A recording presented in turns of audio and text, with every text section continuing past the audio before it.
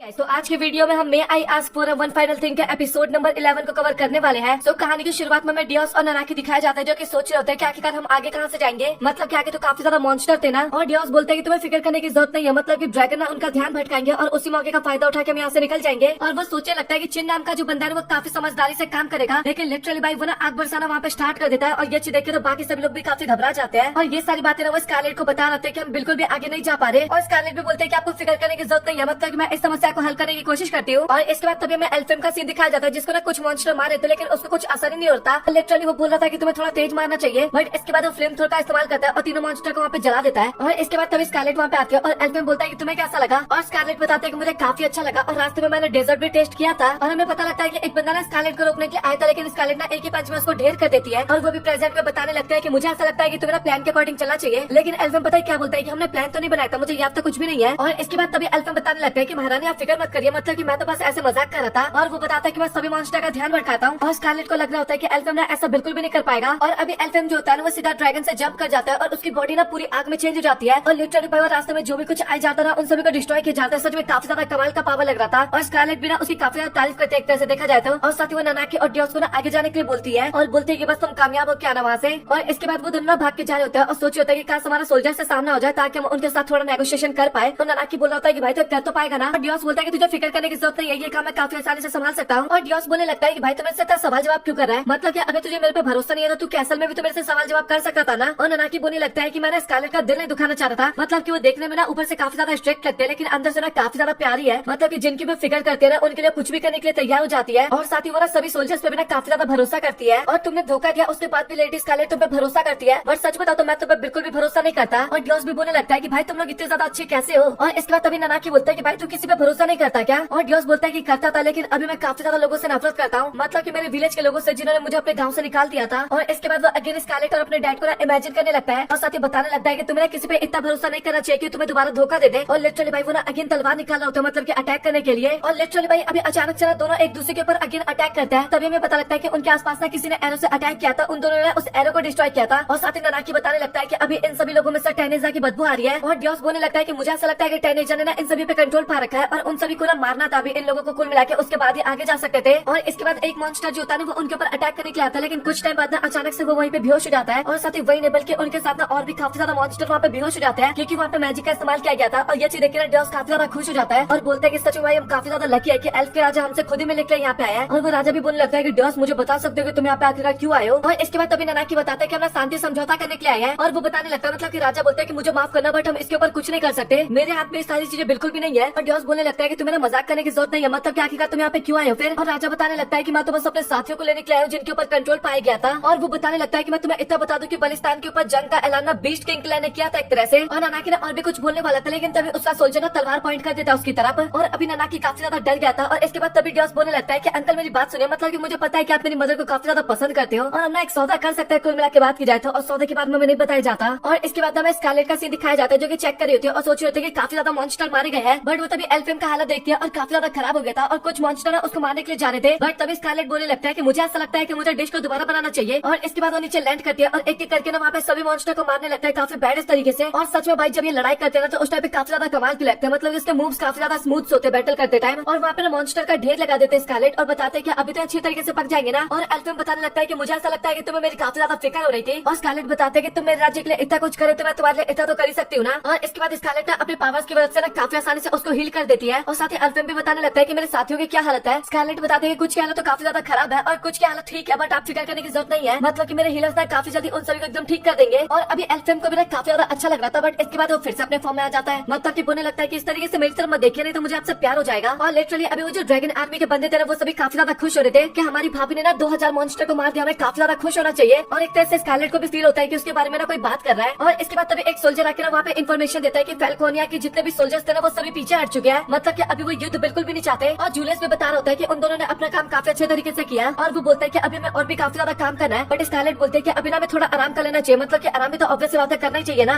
इसके बाद तभी जूलियस बोलता है कि अच्छा ठीक है मैं तुम्हारी बात समझ गया, बट क्या तुम मेरी मदद कर सकती हो। और वो स्कारलेट को सीधा हक कर लेता है और ये चीज देखकर स्कारलेट को भी काफी ज्यादा अजीब सा लगता है। और साथ ही अभी दोनों काफी ज्यादा क्लोज थे, मतलब कि ऐसा लग रहा था कि किसी कर लेते। बट इसके बाद तभी वहाँ पे एल्फेम आ जाता है और वो बताने लगता है कि अभी ना हम वैंकेश वापस जा रहे हैं। और स्कारलेट बोलते हैं कि बस तुम यही बताने के लिए इतनी दूर आए हो। और एल्फेम बताने लगता है कि ऐसी बात बिल्कुल भी नहीं है। और लिटरली वो बोलता है कि तुम्हें मेरे साथ चलना चाहिए, मतलब कि तुम्हें भी वैंकिश में रहना चाहिए। मतलब कि उसका कहना ये था कि अभी तो जंग एक तरह से रुक गया, बट मुझे पक्का पता है कि जंग कभी ना कभी तो होकर रहेगा, और जब जंग होगा ना तो उस टाइम पे मैं तुम्हें बिल्कुल भी नहीं बचा पाऊंगा, तो इसलिए तुम्हें अभी मेरे साथ चलना चाहिए। और स्कारलेट भी बताने लगता है कि मुझे काफी अच्छा लगा कि आप दूसरे देश के होने के बाद भी मेरी इतनी फिक्र कर रहे हो, बट यहाँ का मेरा कर्तव्य है कि मैं अपने लोगों की रक्षा करूँ, इस कारण मुझे यहीं पे रहना होगा। और इसके बाद जो एल्फेम होता है ना, स्कारलेट की काफी ज्यादा तारीफ करता है कि सच में तुम वो फ्लावर हो जो कि ना एक अलग ही फॉर्म में खिलता है युद्ध के टाइम पे, सच बताओ तो। और वो बताने लगता है कि तुम्हारा एक ऐसा टैलेंट है जिसको कभी तुम्हारे लोग पहचान नहीं पाएंगे, मतलब कि तुम्हारे लोग तुम्हारी क्षमता को पहचानने के लायक बिल्कुल भी नहीं है। और वो ना अगेन उसको ले जाने की कोशिश करता है, लेकिन तभी जूलियस बताने लगता है कि आप फिक्र मत करिए, मतलब कि फूल वही खिलता है जहाँ पे उसको जरूरत होती है खिले की, और अगर आप स्कारलेट को पाने की कोशिश करोगे ना तो आपको कम से कम 10 साल और वेट करने पड़ेंगे। मैं किसी नए बंदे को तो ऐसा स्कारलेट नहीं सौंप सकता ना। और वो काफी ज्यादा क्लोज होता है उस टाइम पे स्कारलेट के, मैं तो आपको बता दूं। और लिटरली अभी पता है एल्फेम क्या बोलता है कि अच्छा मतलब कि तुम मेरे प्यार के लिए मुझको चैलेंज दे रहे हो क्या, मतलब कि हम दोनों के बीच में अभी दुश्मनी हो गई है और चलो फिर ये दुश्मनी लड़ाई के बाद सुलझा लेते हैं। मतलब कि बंदा युद्ध करने के लिए वहाँ पे रेडी हो रहा था, लेकिन तभी चिल्ला उसके औकात दिखा देता है और बोलता है कि भाई तू राजा के साथ लड़ाई करके युद्ध छेड़ना चाहता है क्या, और बोलता है कि इसको ना चुपचाप ड्रैगन पे बिठाओ और हमें यहाँ से चलना होगा। और अभी चिल्ला माफी मांगता है सबसे पहले तो उस हरकतों के लिए, और जूलियस बोलता है कि अभी ना तुम्हें माफी मांगने की जरूरत नहीं है। और साथ ही वो उड़ती हुई खबर के बारे में बताता है कि एल्फेम ने अपने बॉर्डर पे जो पाबंदी लगा था ना वो बंद कर चुका है एक तरह से, तो तुम लोग जब चाहो यहाँ पे आ सकते हो। और चिल बोलने लगता है कि आपको उसकी बातों पर भरोसा है, मतलब कि आपके काफी पुराने दुश्मन है। और जूलियस बोलता है कि ये तो बस उड़ती हुई खबर है, क्या पता झूठ भी हो। और इसके बाद चिल्ला अपने राजा को बोला होता है कि अभी वो ढक्कन अभी तुझे उठना चाहिए, मतलब कि मैं ऐसे चलना है। और वो बोलने लगता है कि भाई तूने इतना गंदा मारा कि मैं बिल्कुल भी हिल नहीं पा रहा। और इसके बाद एल्फेम ने वहाँ से जाने लगता है और बोलता है कि स्कारलेट तुमने अपना ध्यान रखना, मतलब कि मैं तुम्हें जल्दी लेने के लिए आऊंगा। और अभी वो सभी लोग बात कर रहे हैं कि एल्फेम की सेना तो एक तरह से पीछे हट गया है, बट एक राज्य की सेना ना पीछे हटने का नाम बिल्कुल भी नहीं ले रहे, मतलब कि वहाँ पे इनकी भी तो सेना थी ना कुल मिला के बात की जाए तो। बट ये लोग सोचे थे कि आखिरकार वो लोग अटैक क्यों नहीं कर रहे। और स्कारलेट बताते हैं कि वो ना टेनेजा के ऑर्डर का वेट करे एक तरह से, और वो लोग सोचे थे कि जिस वेपन से टेनेजा ने ना उस बैरियर को तोड़ा था वो वेपन काफी ज्यादा खतरनाक होगा, बट उनको ये समझ में नहीं आता कि आखिरकार उन्हें क्या करना चाहिए और टेनेजा को कहाँ पे ढूंढे। और तब यहाँ पे डियोस आ जाता है और बोलता है कि तुम्हें फिक्र करने की जरूरत नहीं है, मैं बताता हूँ कि तुम्हें टेनेजा कहाँ पे है। और लिटरली लियो और स्कारलेट जो होता है ना वो वहाँ पे ना काफी ज्यादा ननाकी को प्यार करने लगता है कि तुमने काफी अच्छा काम किया, और डियोस को ना कोई बिल्कुल भी भाव ही नहीं दे रहा था वहाँ पे। और डियोस भी ना काफी उदास होते बोलता है कि भाई मैंने समझौता करवाया था, तुम लोग मेरे तक तो बिल्कुल भी ध्यान ही नहीं दे रहे। और जूलियस बोलता है कि तुम सच बोले, तुम्हें पता है क्या इसके बारे में। और डियोस बताने लगता है कि अगर वो लोग प्लान के अकॉर्डिंग चल रहे हैं तो पूर्व की तरफ सास की तरफ गई है, और उनको पता चल गया था कि अभी निशाना ना पूर्व दिशा का होली जम था। और वो लोग सोच रहे थे कि अगर वो बैरियर टूट गया ना तो वहाँ पे काफी ज्यादा मॉन्स्टर ना अगेन अटैक कर देंगे, और फिर उसके बाद एल्फ्रेंड की सेना भी ना अटैक कर देंगे उनके ऊपर। ये कुल मिला के उनका प्लान था। और वो लोग बात कर रहे थे कि बैरियर को तोड़ दो, उसके बाद तो भाई हम किसी काम के नहीं रह जाएंगे। लेकिन तभी जूलियस बोलने लगता है कि ऐसी बात नहीं है, मतलब कि उनका मेन काम है बैरियर को तोड़ना, और हमें सबसे पहले उन्हीं को रोकना होगा। और साथ ही डियोस भी बताने लगता है कि बैरियर को केवल वही तोड़ सकता है जिसके पास देवी या फिर देवता की पावर हो। एक बैरियर को तोड़ने में टेनेजा ने अपनी पावर्स का इस्तेमाल कर दिया, और अगर उसको दोबारा से पावर का गेन करना है ना, मतलब कि दोबारा बैरियर को तोड़ना है तो उसको 3 दिन का वेट करना पड़ेगा, 3 से 4 दिन का। और वो लोग सोच रहे थे कि हमें जल्दी से उसको पकड़ना होगा। और साथ ही स्कारलेट बोलते हैं कि फिर मैं उसको काफी गंदी तरीके से मारूंगी। और ये सुनकर जूलियस काफी घबरा जाता है और बोलता है कि हम उसको जिंदा पकड़ेंगे ना कि मारेंगे। और स्कारलेट बोलते हैं कि हाँ ठीक है, मतलब कि पहले मैं उसको मार दूंगी फिर उसके बाद जिंदा कर दूंगी। और इसके बाद वो लोग बात करने लगते हैं कि सास के नाम में सबसे पहले यहाँ से निकलना होगा, और डायना भी ना उनके साथ जाने वाली थी, और साथ ही 15 सोल्जर भी जाने वाले थे। और डियोस बताने लगता है कि हम तो केवल 20 लोग जा रहे, तो मेरे हिसाब से डायना को लेकर नहीं जाना चाहिए हमें। और इसके बाद हमें डायना का सीन दिखाया जाता है जो कि ना सभी लोगों की मदद कर रही थी, घायल लोगों की। और इसके बाद वो सभी ने डायना को अपने पास बुलाते हैं और बात करने लगते हैं सांस क्या चलने के लिए। और इसके बाद स्कारलेट ने उस पॉकेट वॉच के बारे में बताने लगती है कि अगर मैंने इसका इस्तेमाल टेनेजा के सामने किया था उसके बाद तुम्हारी होली पावर है तुम्हें वापस मिल जाएगा। और ये सुनकर ना वो सभी लोग काफी ज्यादा हैरान हो जाते हैं। और स्कारलेट बताने लगता है कि उसके बाद टेनेजा ने बैरियर को तोड़ भी दिया ना तो फिर भी ये क्रिएट कर सकती थी नया बैरियर एक तरह से। और ये चीज देखने की बात ना डायना बिना जाने के लिए एकदम रेडी हो जाती है। डियोस बोलता है कि अगर ये जाना चाहते तो कोई बात नहीं, बट मैं इनकी रक्षा करूंगा। लेकिन तभी लियो बोलता है कि तुम्हें फिक्र करने की जरूरत नहीं है, मैं इनकी रक्षा करूंगा। और इस बात पे ना डायना वहाँ पे काफी ज्यादा शर्मा जाती है, और बेचारा डियोस बोलता है कि मुझे तुम सब इग्नोर क्यों कर रहे हो भाई यहाँ पे। और इसके बाद हमें स्कारलेट और जूलियस का सीन दिखाया जाता है। यहाँ पे जूलियस ने केवल युद्ध के बारे में बात किया जाता है, और तभी स्कारलेट ना 10 साल वाली बात पूछती है जूलियस से कि तुम्हें 10 साल तक वेट करना पड़ेगा, ऐसा आपने क्यों कहा था। और जूलियस ने वहाँ पे बात को पलट देता है और बोलता है कि मुझे ऐसा लगता है कि मैं एप्पल पाई खाना चाहिए, मतलब कि ठंडी ठंडी कोल्ड कॉफी के साथ काफी ज्यादा मजा आता है खाने में। और स्कारलेट बताने लगता है कि हाँ हम ये खा सकते हैं, मतलब की। और जूलियस बोलता है कि जब एक बार युद्ध खत्म हो जाए ना, हमारा काम खत्म हो जाए, उसके बाद हम दोनों चलेंगे इसको खाने के लिए। और इसके बाद हमें टेनेजा का सीन दिखाया जाता है जो कि काफी ज्यादा गुस्सा हो रखी थी और सोच रही थी कि मेरा प्लान काम क्यों नहीं कर रहा। और तभी आवाज आता है कि तुम्हें ना इस तरीके से उदास होने की जरूरत नहीं है, मतलब कि तुम स्टोरी के हीरो हो, तुम्हें तो मुस्कुराना चाहिए। और टेनेजा बताने लगते हैं कि ये सब कुछ मैं तुम्हारे कहने पे कर रही हूँ, लेकिन देवी पालिया यहाँ पे कुछ भी चीजें एकदम ठीक नहीं हो रहा। और पालिया बताने लगता है कि जैसा मैं तुम्हें बता रही हूँ वैसा तो तुम कर ही नहीं रही, मतलब कि तुमने मॉन्स्टर को सीधा टाउन की तरफ भेज दिया, ये तुम्हें नहीं करना चाहिए था बिल्कुल भी। और टेनेजा बताने लगता है कि इसके बारे में मैंने तुम्हें बताया था कि मुझे उस राज्य पे राज करना है, और साथ ही मुझे वहाँ की रानी बनना है। और अगर मैं पाकिस्तान के सभी लोगों को मार दूंगी तो आखिरकार मैं वहाँ पे राज करके करूंगी ही क्या। और पालिया बताने लगते हैं कि सच में तो तुम राज करने के लायक तो बिल्कुल भी नहीं हो। और टेनेजा बोलने लगता है कि आखिरकार मुद्दा क्या है, तुम सीधा वो बताओ, मतलब कि तुम यहाँ पे ये बकवास करने के लिए तो नहीं आई होगी। और वो बोलने लगता है कि स्कारलेट आने वाली है ना कल तक यहाँ पे। और पालिया बताने लगता है कि तुमने चाहे तो कर लिया वेपन को, और बोलने लगता है कि तुम्हें फिक्र करने की जरूरत नहीं है, वो मैं कल में कर लूंगी। और साथ ही क्रोना की ताकत के साथ तो मैं दोनों को मिटा दूंगी, मतलब कि स्कारलेट और डायना को। और पालिया बताते हैं कि उस पालतू जानवर पर से ना मेरे जादू का असर खत्म हो जाए उससे पहले मुझे उससे एक काम और करवाना है। और लिटरली वही हमें ननाकी दिखाया जाता है जो कि अभी जूलियस के ऊपर कोई मैजिक कर रहा था।